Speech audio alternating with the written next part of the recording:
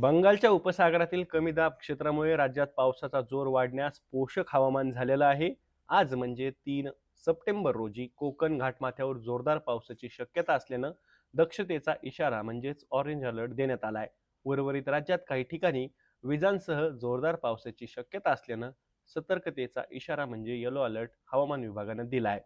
आज म्हणजे 3 सप्टेंबर रोजी रायगड, रत्नागिरी, सिंधुदुर्ग, जळगाव, पुणे घाटमाथा, सातारा घाटमाथा, कोल्हापूर घाटमाथा, अमरावती जिल्ह्यात जोरदार पावसाची शक्यता असल्यानं दक्षतेचा इशारा देण्यात आलाय.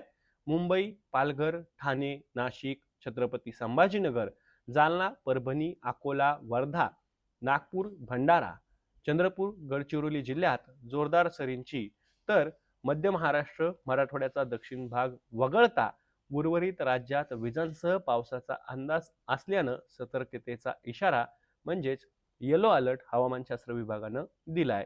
राज्यात पावसाचा जोर पुन्हा वाढू लागलाय.